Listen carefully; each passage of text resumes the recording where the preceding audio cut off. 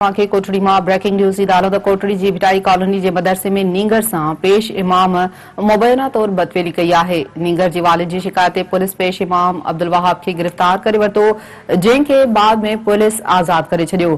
बुधाया पिया अली गुल सोढर जो चवण है खेस पुट बुधायो तो उन करे मदरसे नथो वने तो मदरसे में हर रोज साणस ज्यादती कई वने थी।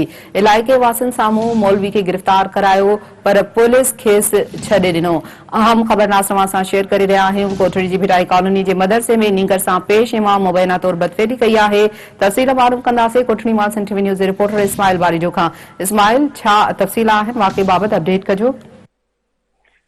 बिल्कुल, कोटड़ी साइड के भिटाई कॉलोनी वेझो एक मदरसे में खुताबी 11 सालन जो नींगर अब्दुल समद के पेश मुबैना तौर पेश इमाम पारा बदफेली जो इंकशाफ थियो है। पुलिस जवाबदार के गिरफ्तार करण बाद वारसन चयो त खेस ॾेती लेती बैद आज़ाद करे छॾियो है। मां तव्हांखे ॿुधाईंदो हलां त मुतासिर नींगर के वालिद अली गुल सोढर जो चवणु आहे त नींगर इलाइके जे एक मदरसे में पढ़ंदो हुयो। काफ़ी ॾींहंनि खां उत खुताबी पढ़ण लाइ न वञी रहियो त संदसि खां पुछा कई त हिन वराणियो त मौलवी साहब जेको सो मूंसां ज़्यादती करे रहियो आहे ऐं रोज़ धमकाईंदो हो त अगरि कंहिंखे ॿुधाईंदे त तोखे मारे छॾींदुसि, जंहिं ते मूं फौरी तौर साइड थाणे ते वाक़े जो केस दाख़िल करायो वियो आहे ऐं असां पुलिस साण करे इलाइके वासियुनि जे साम्हूं खेसि गिरफ़्तार करायो हो। बाद में खेसि पुलिस जेको सो हिननि इल्ज़ाम हयो त ॾेती लेतीअ बाद उनखे आज़ाद करे छॾियो आहे।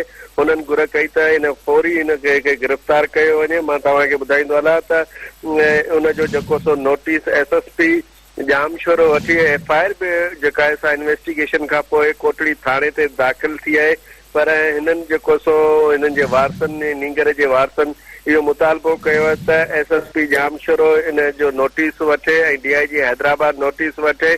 बदफेली कंदड़ मुल्ले खे जेको सो एकदम गिरफ़्तार करे असां सां इंसाफ़ कयो वञे। जी, वॾी महिरबानी इस्माइल बारी जो तफ़सील ॾियण लाइ।